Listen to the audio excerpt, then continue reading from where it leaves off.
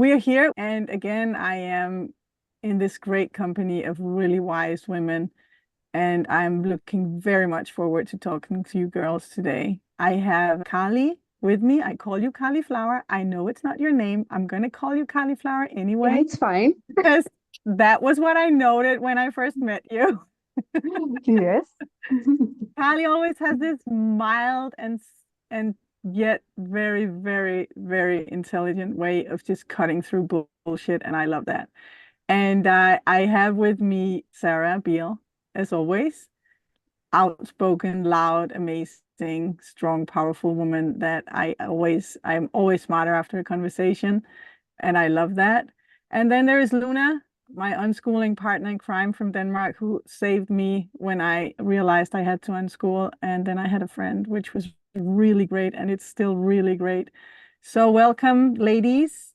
We are going to talk about conflict today, as far as I know, and Luna will introduce. I think we ended last time on a note about wanting to dive more into that whole subject of conflicts. I know that, like, Sarah and I have been talking a lot about it. I think we might have some. So I don't know if the wording, like what does the words that we use mean, or if we actually do disagree on some points of the whole concept. I'm not really sure, but I found that very interesting. I think that's interesting when people like us, meaning friends and like people who like sort of view the world in somewhat the same kind of way. I always find that very interesting when you then discover points where maybe perhaps you actually don't really see completely eye to eye. I find that very interesting. And I think that the conflict subject might be one of those. So I think that's sort of why we kind of decided to get into it. And yeah, I don't know. I think sometimes maybe because I usually I talk a lot about how there's no conflict in our house, which obviously that does not mean that there's never anyone who's angry or disappointed or mad or anyone screaming, or that I've never had a kid slam a door or anything. That's actually not what it means. But I guess for me, um, all those things, I just don't really view them as conflicts. It's like, for me, conflict is something else. And I also think, to be perfectly honestly, speak perfectly honestly with you always, um, I guess for me, actually living a conflict-free life is actually a goal of some sort. And I think that's maybe where it becomes interesting, because that's an interesting, like, a lot of times people will say, oh, well, the goal is not to never have conflicts. And yeah, I don't know. I guess for me that is kind of a goal, or kind of a like success marker for me in my family. I feel like we're doing a great job together when there aren't any conflict, like when we aren't in conflict. But I think that's where we need to dive into it and like start talking about what it really means, because obviously I'm not meaning that everyone is just holding hands and dancing around the fire singing On. kumbaya, and there's never anyone who's like, that's absolutely not what I mean. And there absolutely is stuff like that going on. So yeah. Hmm.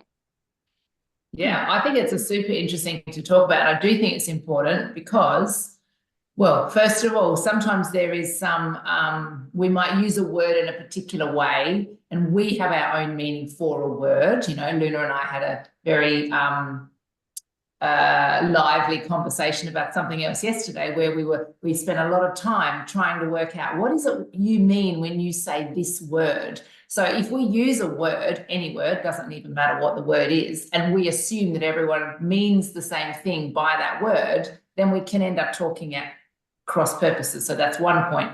I also think it's interesting, as unschooling families, I would say that the vast majority of unschooling families that I've met in my life have come from like a conscious parenting, attachment parenting foundation. And there is this understanding, which I don't actually agree with, and it's not my experience, that if you parent from a place of attachment and connection, that there won't be conflict, that the children will just come along and do what the parents want because the parents have established. Yeah. So There's the rub. Interesting. yeah. But a lot of people do think this, and you'll even see it written in books. You'll see it written in books in the same way as you might see someone say, if you foster strong attachment with your child and you keep them close and you sleep with them and you carry them and you do this and that, when they're 2 years old, they'll gradually just be happy to separate from you. Not true. So there's a lot of things that people are told in books by experts. And to me, I got a rude shock because I thought, oh, I found this other way. It's really beautiful and gentle and lovely. And my kids are just going to be gentle and beautiful and lovely all the time. Because in Australia, we use this term. I don't know if it's used in other places, but in Australia, we use this term gentle parenting, natural parenting, gentle parenting. And I certainly had a misunderstanding. I thought that that meant I would have gentle children. That's funny, isn't it? I do think you're touching on actually the very important thing right now, though, because when you said, then people think if they do that, then the kids will just, and obviously that is not what I mean when I say, well, there are no conflicts at my house. But that is not because my kids are doing everything I say. It's mainly because I guess what I view as a conflict, or like I always also say, like my kids have never, and I mean that, I have never had a kid talk back to me. Why? Does that mean my kid has never like rolled their eyes at me or said I was, oh, I think, well, actually, they haven't actually ever said that I was stupid or something, but they've said like, oh, that's stupid, or I don't want to do that, or whatever, something. But it's just that I don't qualify that as something negative. I don't hear that. And then I say, oh, you're talking back to me and you shouldn't be voicing, disagreement, or you shouldn't be saying that this is stupid, or you shouldn't be having this opinion and voicing it, which is what kids are doing when parents qualify that as talking back. That is when kids are voicing their opinion. That's when they're challenging the parental authority.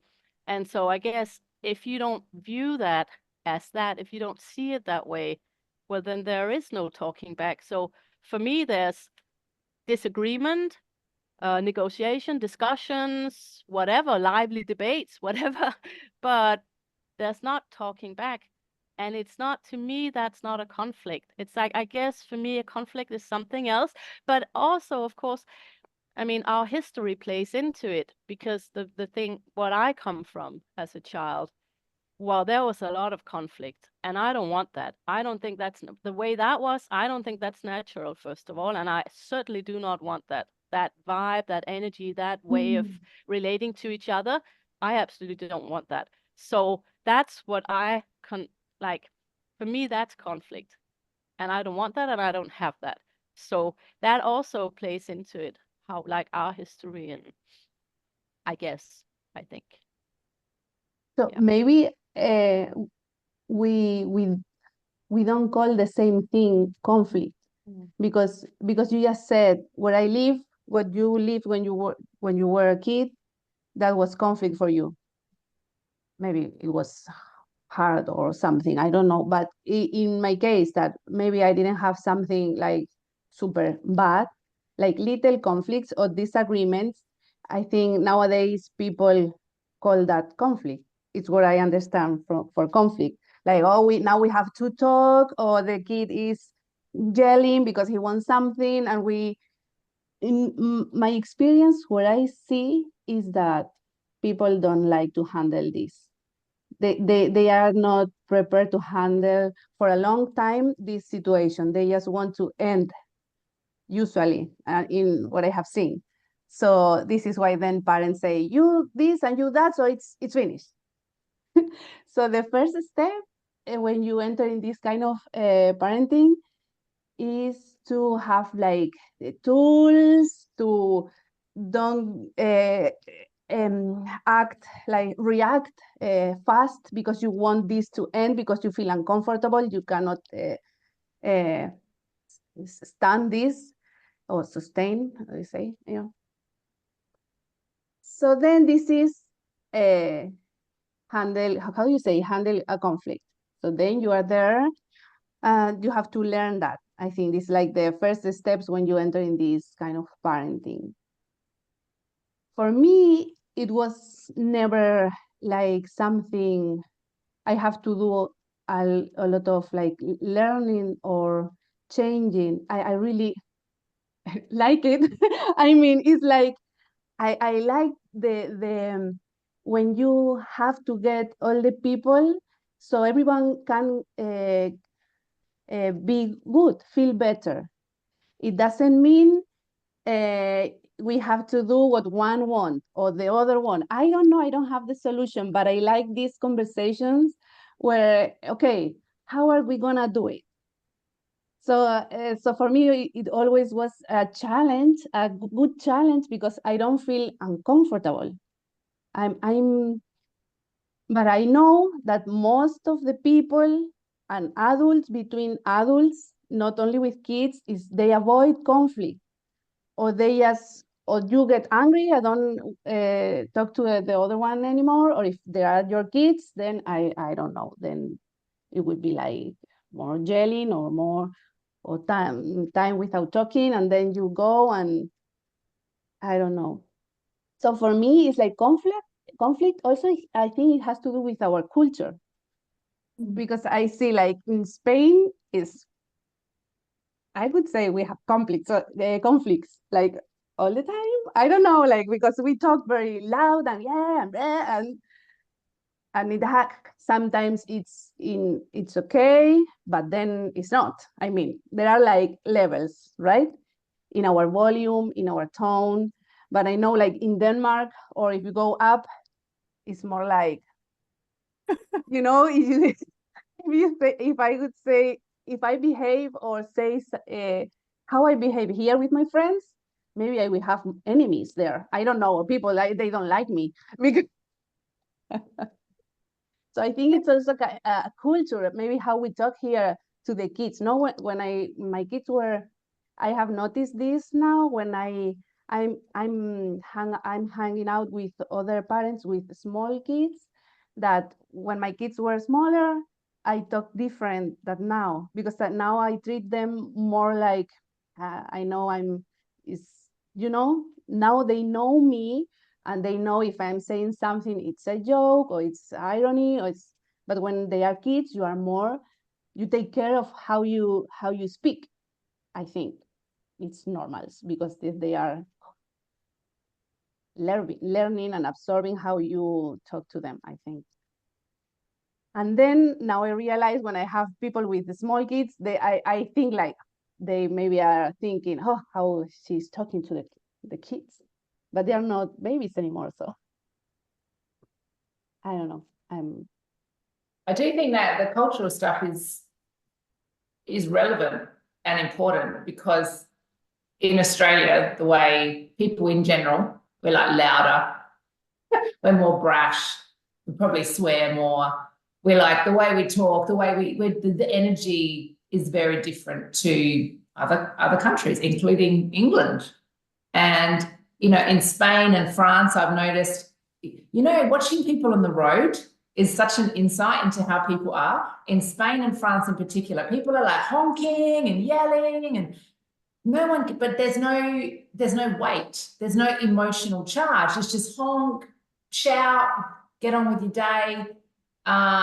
In England, everybody is so polite, but no one's saying anything. But people are getting angry, but it's in here, and they're like it on the road too. You can see they're holding it all in.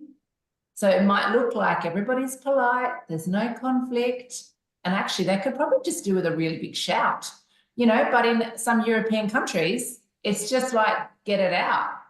And then they just get on with it. And that's how I see people kind of being. Australia's a bit more like that too. And so it changed. So this idea of conflict is maybe a bit different, because we're kind of can be a pretty noisy family compared to some other families who are quieter, but that's quite typically Australian. And it doesn't mean there's necessarily conflict, although it might look like it. Sometimes it's just people having a bit of a shout or disagreeing. So yeah, maybe some more teasing out of what that means is helpful from a cultural perspective too, because we come from three different places here. Probably maybe even 4, because Luna and I come from very different cultures inside our culture. I think our backgrounds are very different. I'm just thinking maybe we should we could root it in trying to find out, what does conflict even mean? What do we mean when we say conflict? But I'm also thinking we could do an easier kind of starting point where we think about the question you probably all got also. So how do you handle conflict? Just like, how do they have any friends? And, if you don't play with authority and your kids can do whatever they want, how do you handle conflict? And when I meet that question with love instead of laughter, which is more fair, then I understand how parents who more like rule over their children, parents who are used to establishing this kind of authority, they are used to, do what I say style, that's what I grew up with, more or less. That's what was normal for my mother when she was a child. A few generations ago, that was what parenting was, more or less. If your parent tells you to get up, you get up. If your parent tells you to change your shirt, you should change your shirt. Otherwise, there will be a conflict. And how do you handle that if you don't do authority? That's the question that I've met many times. And I think even though all the other little lines on my mind map here are very interesting, maybe this is the core of the unschooling angle to this thing. How do we handle it when we disagree with our children? And Well, how see, do you we already handle changed it the when they are word. not? Because I don't think you can answer Yes, that without getting into but what is a conflict. no, I'm getting to it, because we disagree with our children. The question that I meet is, how do you handle conflict? And the answer I Yeah. have to produce to that is your answer, Luna. I don't have conflict. Yeah. Because it might be a conflict of interests, but I respect that my children have their part of this story. It's like I've heard parents say things like, "Don't ruin the floor in my house," to their children. And I'm like, you know what? You all live there. It's not your house, the father, and then the children are what? Guests? Or what are they?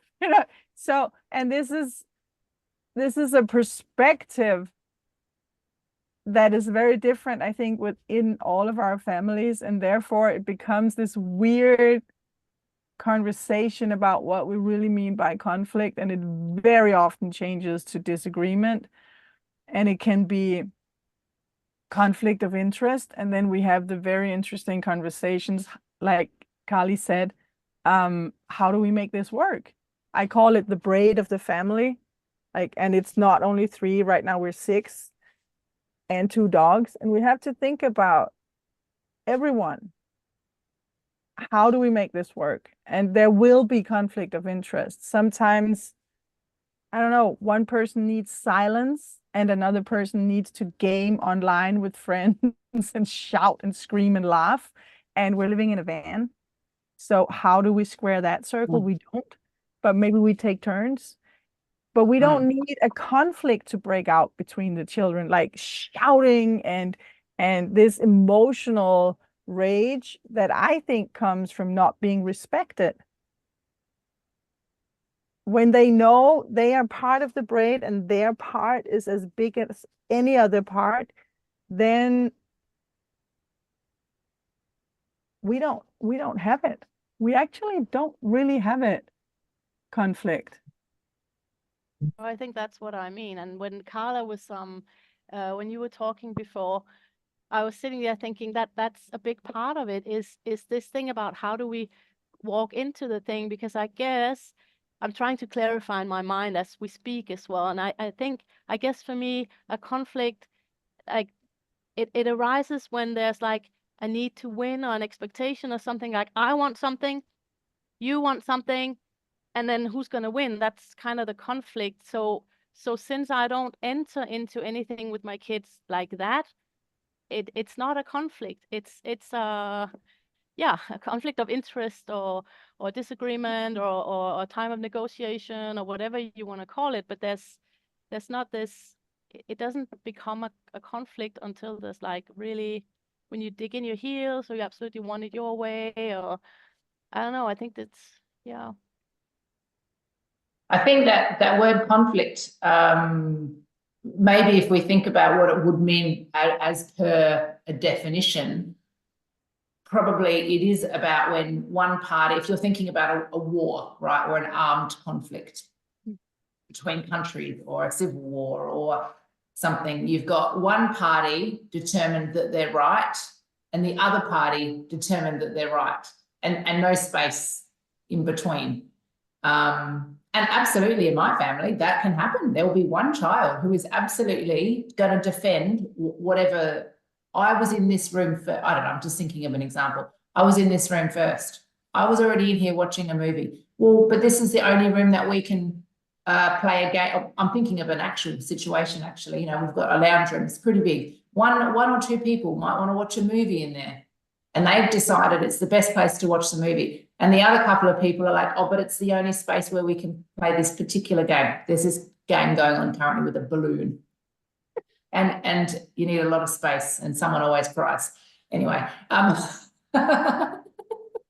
yet they keep playing it, which brings up another question about conflict and human nature I can circle back to after. So we absolutely have those times in our family where one party will defend, I am right, whatever the logic that they have, I am right. And it might not even be my needs are more important. It might be a sense of justice. I was here first. I staked my claim first. I said first that I was going to do this. You know, I want to sit in the front seat. I said it first. I got to the car first. I mean, I don't know, maybe you guys have never had children fighting over the front seat of a car, but absolutely for years we had like fighting over the front seat in the car. And sometimes they would work out, all right, if you sit in the front seat, I get to choose the music or something. One of the cars that we had in Australia years ago, we had a DVD player in the car. It was very exciting. It was the first car we'd had with any kind of like technology in it. And nobody ever wanted to sit in the very back. So there was 3 rows. Nobody ever wanted to sit in the very back, really, for some reason. The seats were a bit smaller. It was more crowded. But they came up with an idea. I didn't come up with it. It was their idea. If you sit in the very back, which is the least preferable place to sit, you get to choose the first movie that goes on the DVD player. And then everyone kind of went, yeah, that's a really good idea. But, you know, it took a bit of, there was conflict while they worked that out, because one person had this idea, I'm right, I'm staking my claim, and the other person had the idea that I'm right, I'm staking my claim. And then while they're working that out, there is some kind of conflict because they both think they're right, they both think they have even claim, they both have a strong sense of justice over the correct course of action. And then there's a little bit of like warring in the middle. That absolutely happens in our house, continues to happen in our house. And the reason I think this is really interesting and an important thing to talk about for unschooling parents is I still think that there is this idea sometimes that if you live a certain way and you relate to your children in a certain way and you do all of the right things, then you are going to get this product. And I don't think that's a helpful idea. I don't think it's a helpful idea for parents to think that they should do this particular thing, whatever element of unschooling or attachment parenting or whatever, and you're going to get this thing over here. I don't think that's helpful, because that's actually not what happened for me. And there was some suffering there for me for a few years when I realized I'd been working so hard to be this perfect attachment parent and to listen to my children and to sleep with them and to breastfeed them till they were 65 and to whatever, all the things. And then they still sometimes disagreed with me. I'm like, but that's the book said that wouldn't happen. The book said if I worked really hard and I was an amazing attachment mother and I parented instinctively and I didn't do this and I did do that and I listened to them and I didn't shout and I didn't punish them, that they would come around to my way of thinking and we'd never have conflict. Can I just say something really quickly here? Because I think that's very important, that I should have specified that, because when I talk about it, I wasn't talking about in between the children. I was talking about me and the parent too, like, or with the children, which is obviously a different kind of situation, because I've been doing a deschooling process. I have a more mature, like everything. I'm older, like it's different.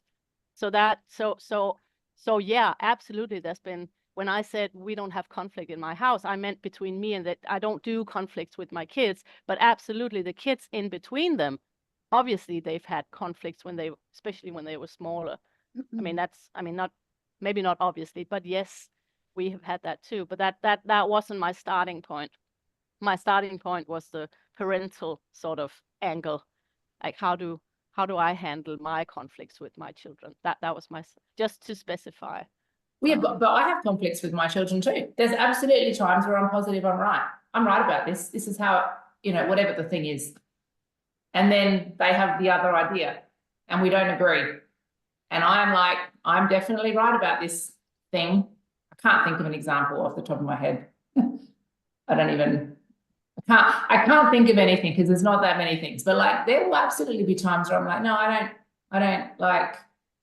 But is that a conflict though? Is that a conflict?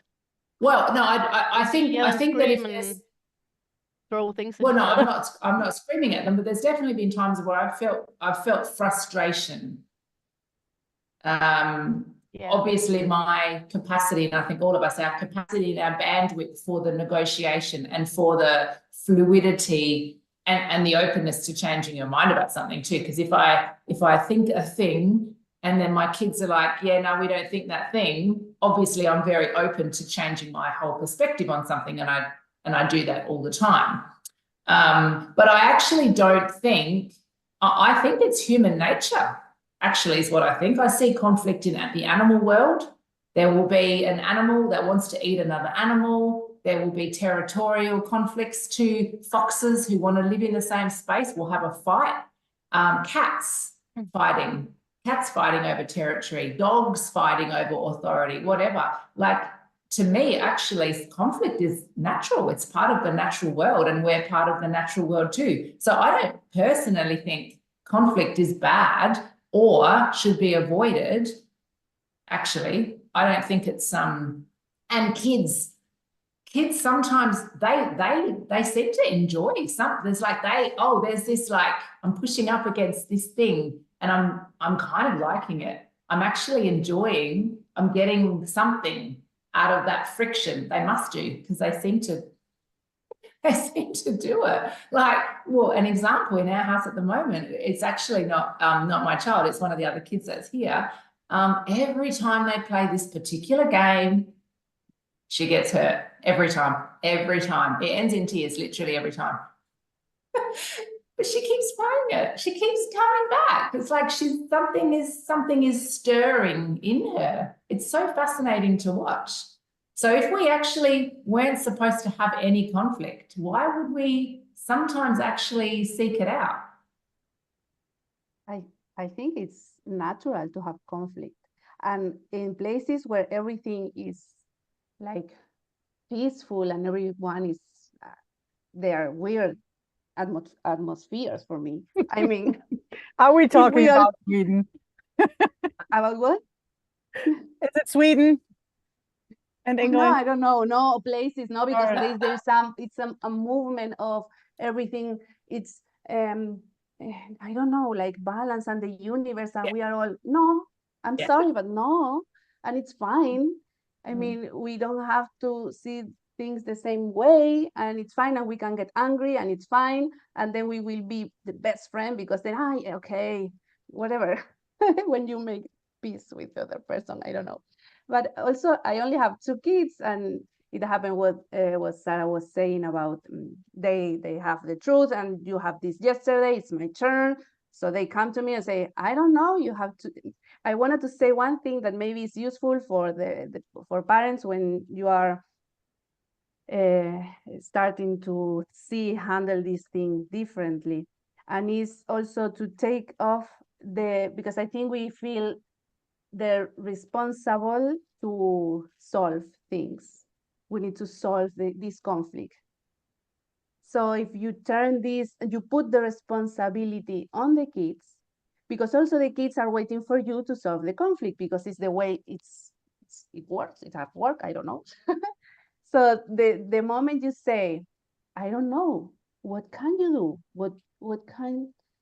What maybe what she, I mean, I think it's how I did is to put the words for them to maybe to see maybe she needs this thing and you need this thing. Ask her. I don't know.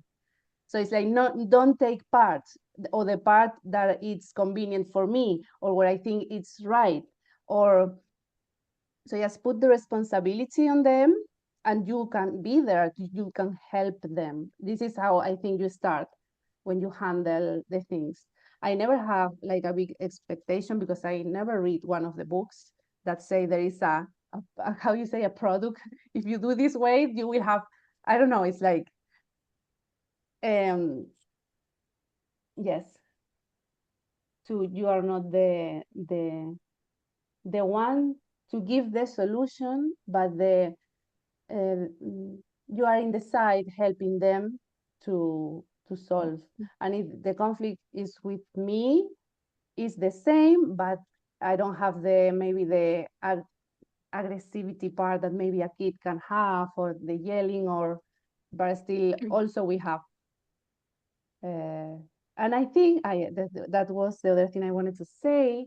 When we have like different views on something, usually it's the kid want something, or I don't know, it only takes the time, the conflict or the situation lasts the time I need to put this demand in my scheme, and I can see in a way that I can say, okay, so it's the time. I don't know, I feel that way, like maybe I'm in a position that I say, no way, you are doing this, or you're having this, or whatever, and my song is in the other part, like, why not, like doing all the reasons and explanations, and if I have no reasons, sometimes I say, I just need time. I need time, please. Because yes, it's like I have maybe, I don't know, yes, put this thing in my view of my world. And then I say, okay, it can fit here. And it's because, not only because I have to approve it, maybe it is, but it's like, because in the end, we want our kids to be fine, to be good, to be safe. I don't know. So we're kind of the filter of everything in a bit, right? I don't know if I'm going in another direction. No, it's fine. I think it's But very interesting. Oh, sorry. Go on. yeah, it's only because it has happened to me, and also because maybe my kid wants something, and in my environment, everybody says it's wrong for the kid, but my kid I listen to him, and he's uh, putting me some explanation, and I don't have nothing to say against it. So I'm like, so I have to say sometimes, like, okay, we'll do it, but I'll be there. I'm not sure why, but I don't like it.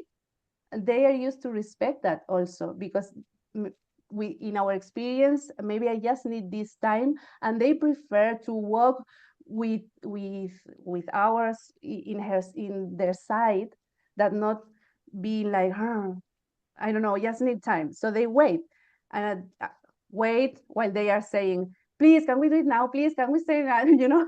but, but in the end, I come to a place like, okay, but we do it this way. I would like to see a bit, or whatever, what it is, the process, be there in the process, so I can see also what it is, because usually is our how do you say when you don't know anything? And knowing something you don't know.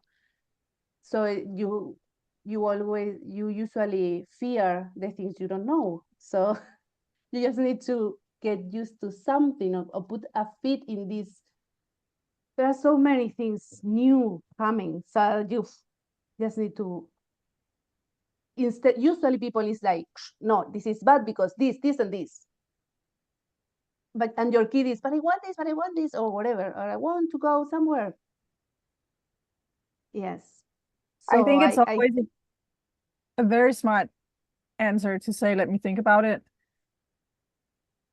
I know a woman, it's Erica Davis Petra. She always recommends that you always answer, let me think about that, even if you know whether your answer is yes or no, just so that your children are used to, it's not a no because I'm thinking about it. Just give me a moment because I'm not that smart. I can't strategize like that in my parenting. I actually just speak my mind. So I ask for time to think if I need time to think, and I say yes or no if I have an opinion already. But even That's the also, Cecilia, then you also allow yourself to change, don't you? Because that's also a obviously very traditional parenting thing is, oh, if you said no, then it's a no. You shouldn't change because then you're teaching your kids that they can manipulate you, blah, blah, blah, blah, blah, blah, blah, the whole thing, which is, there's so much that we need to undo of like traditional thinking, isn't there, in that as well? there is, and I think we also have to maybe dissect the conflict a little bit. Let's just call it conflict. There's a disagreement and there's maybe some strong emotion and some conversation, and people use, I don't know, arguments, logic, something like that. They push, and maybe we have the willpower against willpower. We have the ego energy fighting for its right to get, I want more kind of place to work from that happens. Or that I'm right. There's nothing wrong with it in and of itself. It's about the quality of the situation. It's about the energy of what's happening. And it can be a very, very dark and mean place to be. It can be very, very, very destructive for a very long time. It can hurt people badly. And that's why conflict is something we need to talk about, how we handle it. It can clearly hurt people badly to do it in a polite, peaceful, quiet, yet very authoritarian way. That's hurtful. And it can also be very hurtful if you have these open wars going on where people are mean and really disrespectful, not talking in a disrespectful way, but really not respecting each other. So I think there is an element of conflict to be avoided, and I think it is the parental job to make sure that this element is avoided. I think sometimes this energy, this darkness actually comes from the parents, and it comes from their fear of the conflict itself, their fear of the disagreement. They can't handle that it's not all butterflies, and then this fear comes up, and then suddenly you've poisoned the whole situation. And that's really bad. So I think that's where we have to pay attention as to how do we handle it when we don't agree, or when we're busy, or when there is something that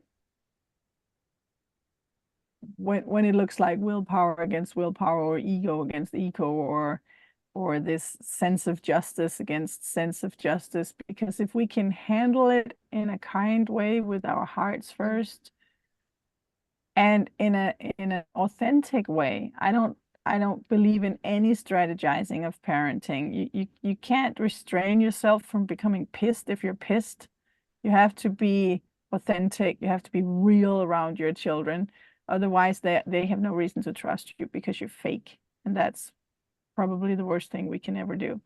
But we can always bring ourselves to a point where we meet the situation with love.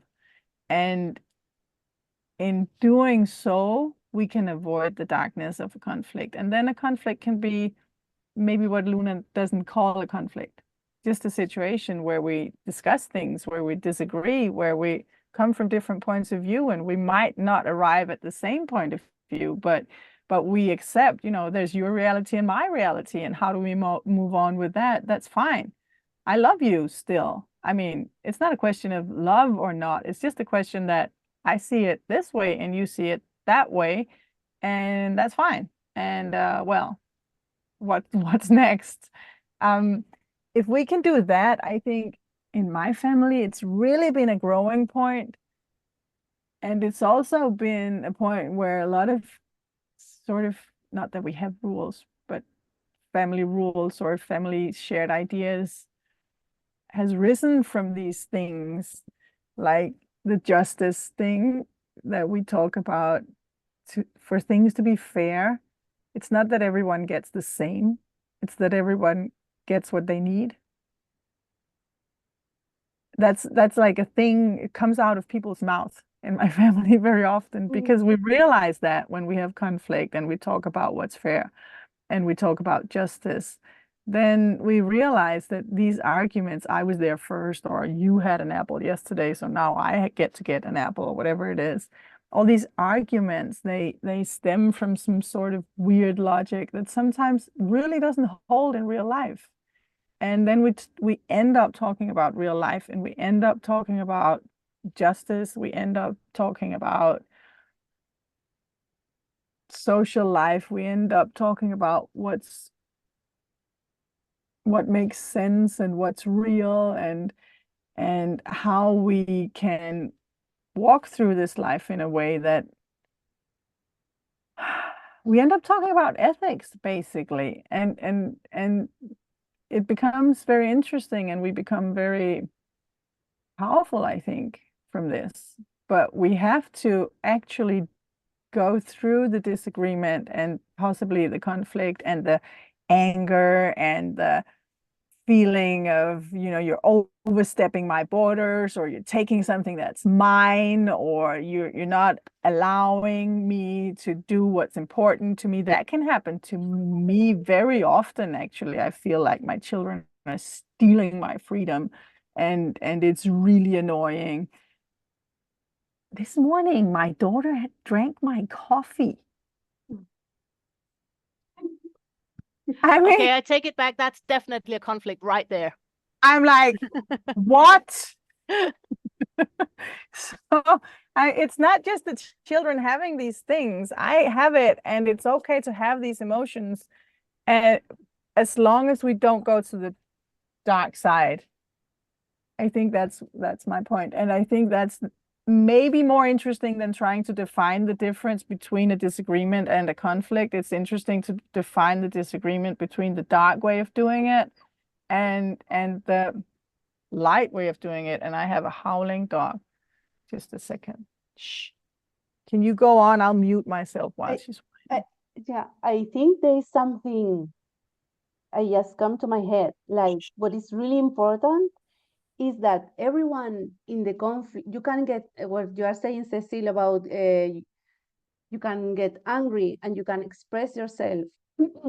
But the important thing is that as long as everyone there in the room knows that your, I'm going to say, love or your relations is not in the game. I don't know how we say in English, but I mean, because when you're a kid, maybe, or no, not kid, adults even, you can see that maybe your relation is gonna break, or you're gonna love the people, this person less, but it's not about that.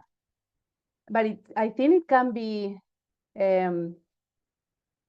confused for some. Like, there's no problem on being angry. It's not. It can be with you, but it's not like I'm gonna hate you forever, or it's only in this moment. I don't know, but if it depends on your history, maybe you can doubt this, like, oh no, and this is why you want to, you don't want to people to you want your friends or your family to be feeling, I don't have the word now. Yeah, so they are fine. You don't want the conflict to happen because you are maybe it's kind of insecure, or I guess. So because I see difference when I get angry and maybe my husband get angry. And sometimes it's it, too much for the thing it would happen. It was happening. So sometimes like now it's there's I don't see this thing. Like so I usually go and put myself in the other point because it's like it's too much. It's like no I don't have the word in English now. Sorry.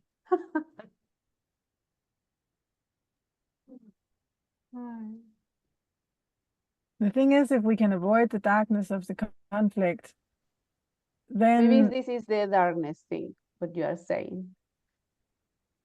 I think if we pay attention when we have the situations that are not all butterflies, where there is a conflict of interest, or there's some sort of willpower happening, or voices are getting a little more to the annoyed side. If we can learn first the adults, and then later on our children will learn it, to not go to the dark side, to realize it when we become mean, or we sort of lose control, we sort of step into that fire of being really angry, because that's when it becomes destructive, and that's when you can get hurt, or you can hurt other people, and it becomes also very, very empty. Nothing's happening. When you think about it, you can spend days where you keep having this. It's very distracting with my dog that wants out. Where you keep having this conversation going on about a thing, but it's not a thing. It's actually just the egos fighting, and nothing's really happening. And we have to pay attention to that. And if we do pay attention to that and we stay on the light side, that's when all the learning is happening. And we also get the chance to really express our love, to really express that I disagree with you, but I respect your point of view. I disagree with you, but I allow, that's the wrong word, but I have space for you to be who you are. And my love is not affected by it at all. That is a way also to make sure that we express our unconditional love. And in that way, the conflicts is actually adding to, I would almost say, the goal of the parenting, but maybe there is not the goal of the parenting, but it's a very, very central part to make sure that our kids know that they are loved unconditionally. And one way of knowing that is that you are loved even when there is disagreement, even when the children, they want something or enjoy something or do something that I personally disagree with, that I personally really don't like, that I would turn away from if it was my life, but it's not, and it's their choice, and I love them anyway. And I'll mute myself again and figure out what to do with this dog thing. I have another thing to say about also coming again when you have babies. I don't know, like 2, 3, 4, 5, because I have seen again with the thing of not being able to hold when a kid is crying, for example, or something. And I have seen parents just distracting the kid so they stop crying. Because it happened to me with some friends, and something was happened and the kids start crying, and then I usually go and talk with I mean dependencies to like crying a lot, you just like try to calm a bit, but then it's like what is happening, if if you are feeling bad, or if I see something, I can put some words, is this, that, so the kid can express or try to put words or whatever. But I have seen then the parents like taking the kid away because there were conflict with my kid. So they take the kid away and say, "What are you doing?" It's like, "I don't want her to cry." So they just leave and talk about other things. So this kid never get the opportunity to think about how she was feeling and why. And so I think it's a base for this little person to construct the way they are going to handle after when something is not right for her, or she's feeling bad or whatever. I mean, coming. That's a super It's just important point because like if we're talking about, okay, so how do we then handle these types of situations, whatever we call them? There's a lot about that, about learning to, like Cecilia said, allow or hold space for the other person's feelings, which is one of the big things that's hard for a lot of parents, because when we were kids, our feelings weren't allowed. They were shut down. We weren't allowed. That's why it triggers people when their kids talk back, and now I'm putting that in quotation marks. That's why it triggers people, because that sends them right back to when they were kids and they were shut down. They were told that was disrespectful and they couldn't voice um their disagreement or their discomfort or whatever. So, and which brings us right back to the whole deschooling thing of ourselves in learning how to handle this. And the more we learn how to handle this, like you're all talking about, like we are talking about right now, in this light, like staying on the light side, in this like way where we hold space, where we're like open, respectful, all that. The more we learn to do that, well, that the less conflicts will arise. I mean that. So it's not a formula. I'll just reassure Sarah that this is not a formula. I'm not telling parents you will never if you do this, but it is a natural thing that happens, that the more we learn to hold space and parent in this way, the more harmonious overall things do tend to get. That's kind of a natural sort of consequence that kind of flows from that, I guess.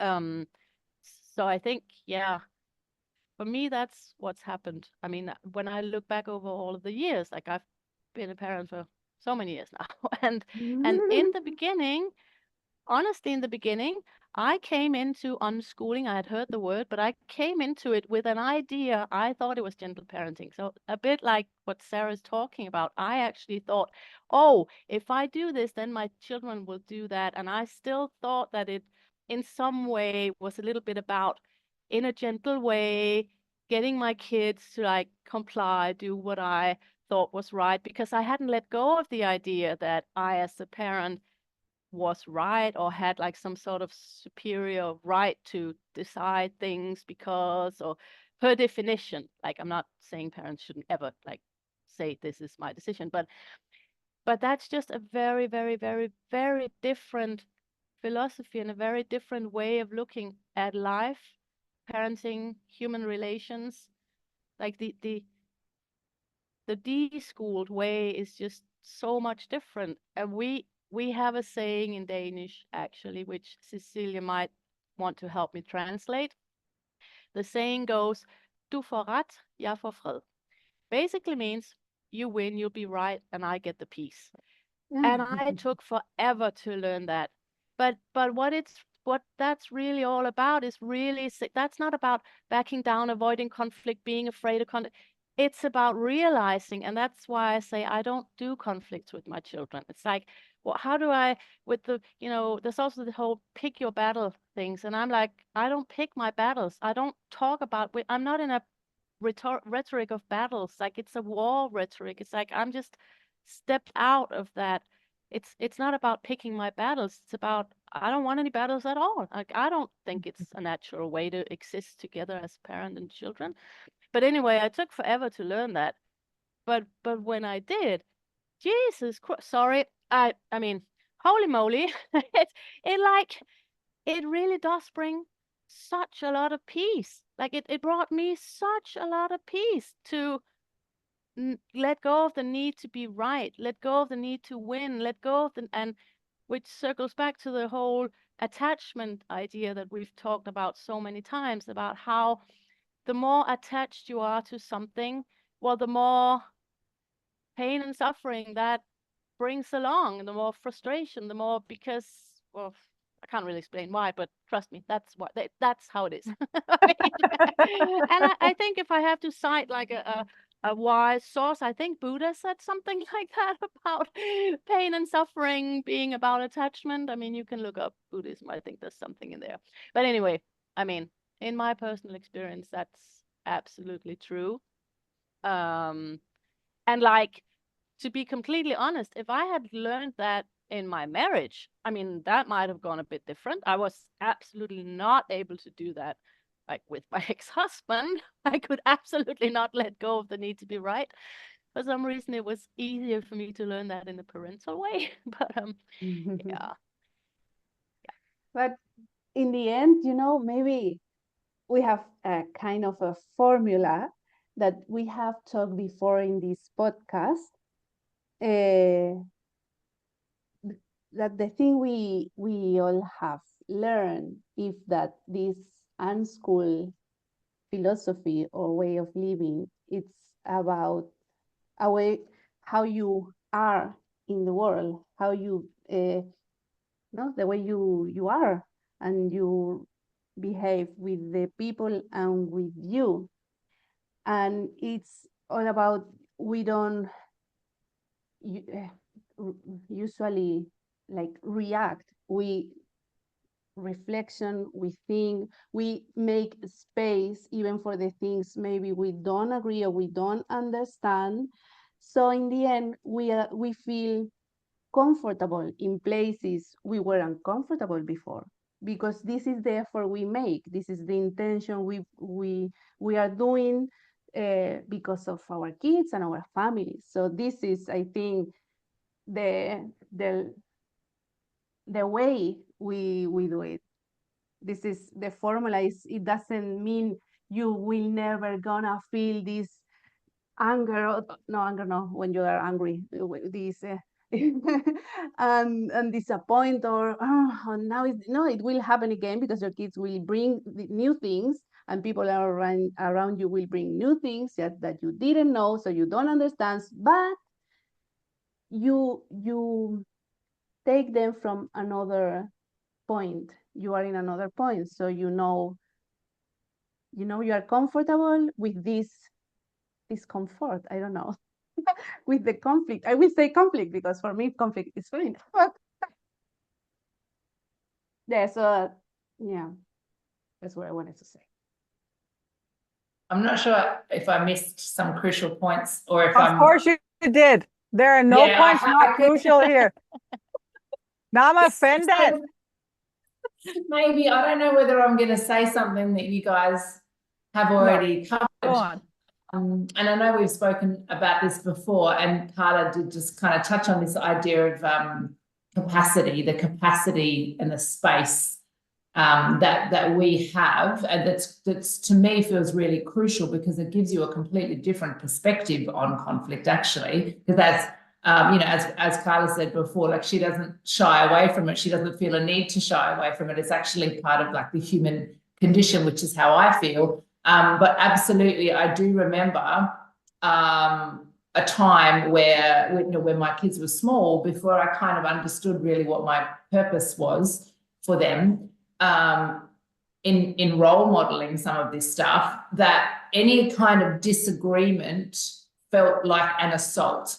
So a disagreement or somebody wanting something different to me, it felt like there was a violence to it when there actually wasn't. And that was because I didn't yet understand that kind of unraveling that had to happen, because I didn't have anyone role modeling to me comfort and spaciousness for conflict. All I had was people setting the rules and just this understanding that I needed to follow them, which really was an avoidance of conflict in our family. No one was comfortable with conflict because the parents said this is how it was going to be. So that was them avoiding conflict. And the children said, okay, that was us avoiding conflict. And then I grew up not actually knowing what it felt like to experience friction with love. Friction and that rub up against each other where there are potentially two opposing ideas, but actually you still love each other and you can still be kind and it's actually okay. And I realized that that's my job as a parent, a very large part of my job, as we see a mother bird showing her baby birds how to be birds. That was part of my job as a mother, to show my children how to be humans. And part of how to be human is how to navigate friction when you don't agree on something. How do you get through that? And absolutely the times where I feel like I have to keep something in for myself, like Cecile was talking about her coffee, like someone took my coffee. You know, there's times where I'm like, someone's used my mug. You know, Luna knows how territorial I am about my mug. Actually, no one uses my mug. No one dares to use my mug. No, I only dare use Dylan's now. When I'm at your house, I always go for Dylan's mug because it's never about the mug. But, you know, there's times where my capacity is less and I will know, oh, I'm taking something personally that isn't actually personal. And that's when I know, oh, I need a bit of space, or I need something. I need some tools. I need to bring something in to increase my capacity to where it would normally sit. Because normally my capacity is pretty out here. Yeah, and I think a real gift that we can give our children, and I do see this as being really core to unschooling, is showing them how to coexist with other people who are naturally not always going to think the same thing as you, and how to live with that feeling, that friction, you know, that tension, and actually be okay with it.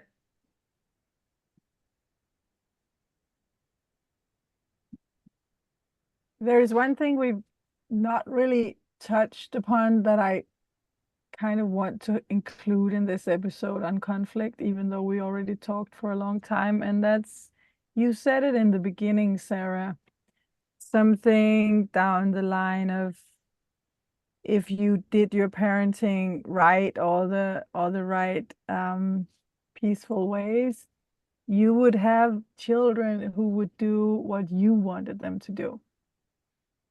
And this is very funny. We can all laugh. We probably all been there. And Luna just said something about being attached to the outcome, which is a very deep wisdom of life. Whether it comes from the Buddha or not, it's actually not important. What's important is a lot of suffering comes from having an idea about how we think things should be and having the feeling that that's not how they are. And the distance between the two creates the suffering. So one general rule that's a very good rule that I unfortunately share with my clients, which means that as a psychologist, I'm not making a lot of money, is that the best way to solve a problem is to stop seeing it as a problem. exactly.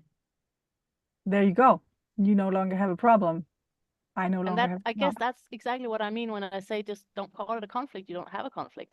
But then you can't just do that, and you can't just stop seeing it. You need all the things around it, like what we've all been talking about for an hour now.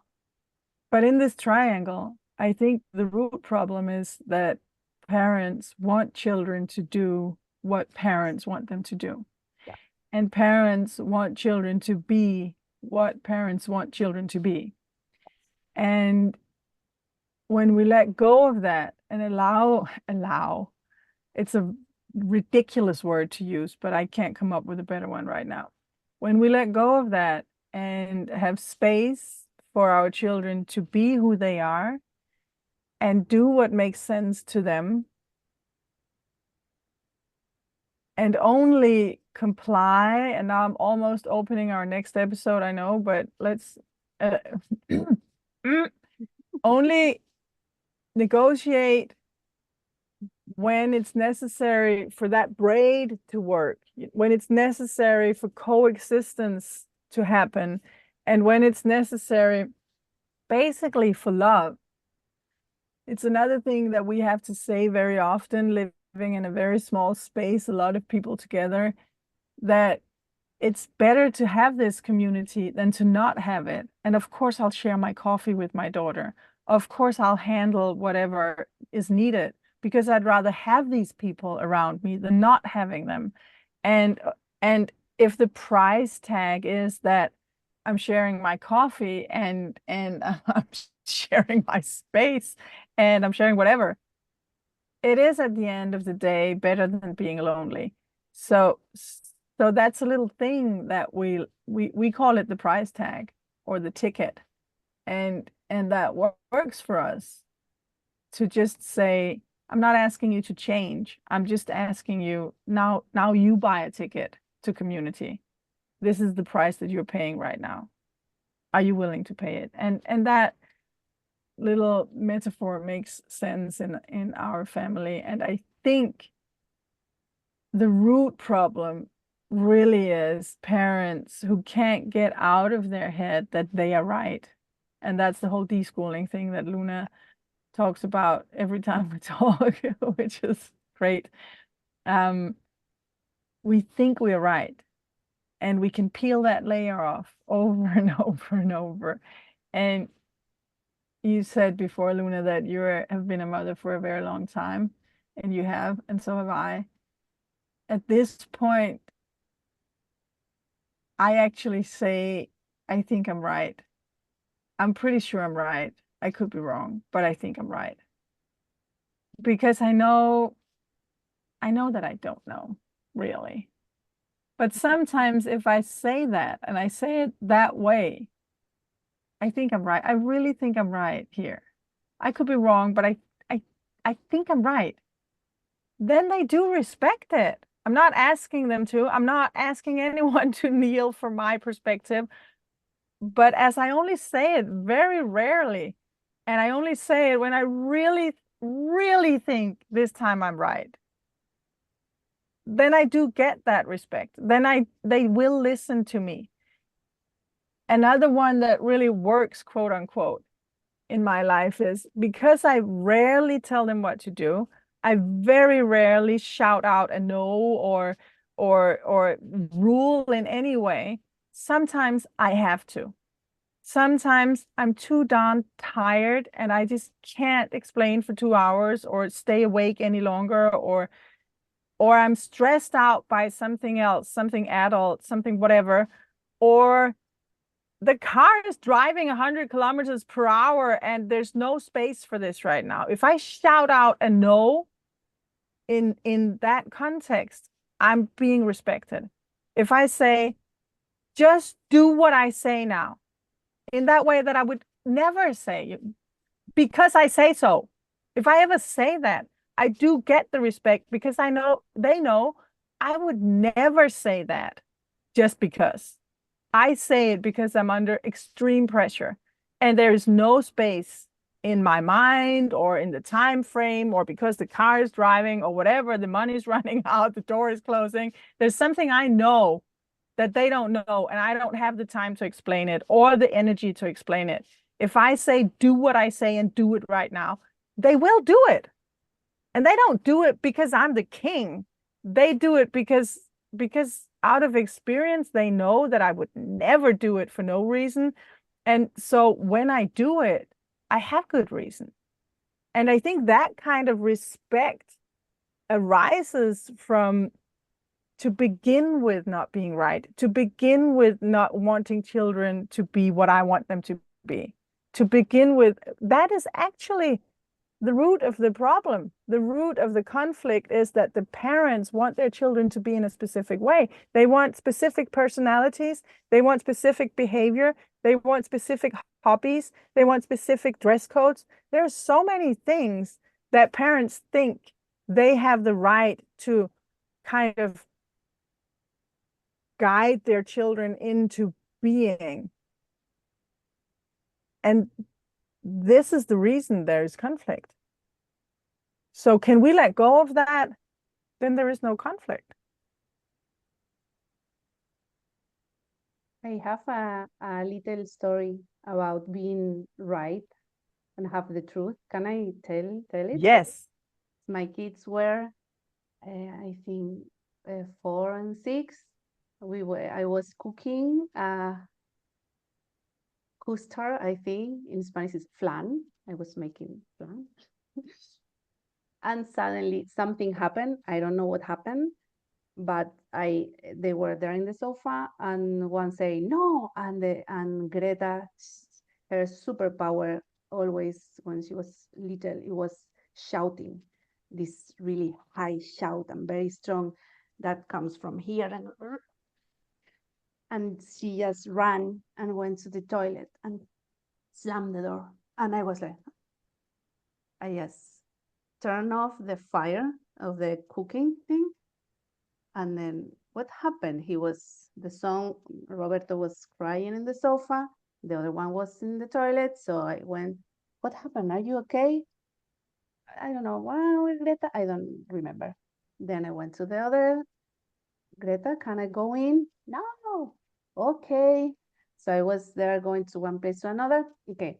And then I say, oh, I have an idea. Let's draw something. Let's draw what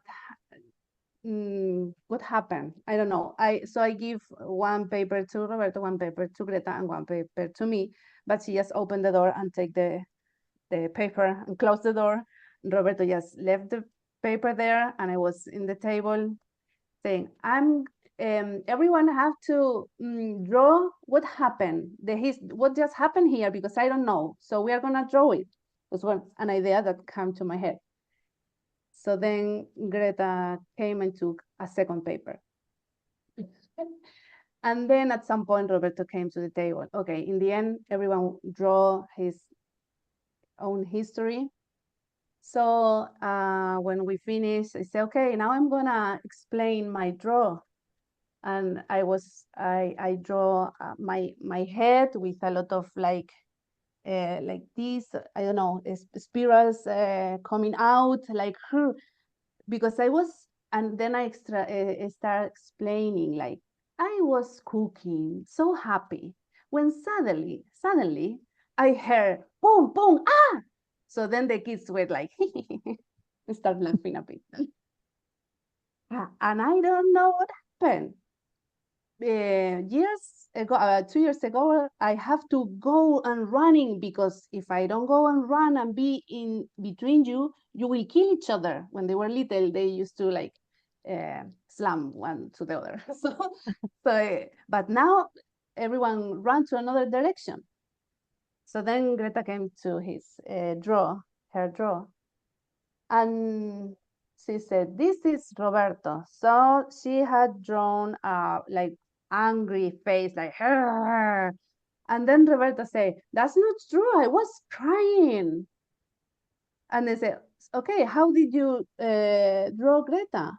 And it was also like very like angry or more evil. And she was like, no, I wasn't like that. So then in the end I said, all the pictures are true. It's how each of us lived that moment. But so it was super nice, because everyone of in there knew I know how I felt, she know how she felt, and he know how he felt, but he could see how the other watched you. So she watched me like her, but I was not like this. But all of them were true. So who is right there? So I think it's a really nice story. So who has the truth? All we have, it depends on the point of view. It's always a matter of perspective. Yeah. So we make a space for the other to be and express and put in common all our truth. And then the conflict becomes a disagreement, and the point where we can teach our own how to navigate living with other people. and it becomes interesting. I think with this story, we should end this episode. It's been lovely talking to you.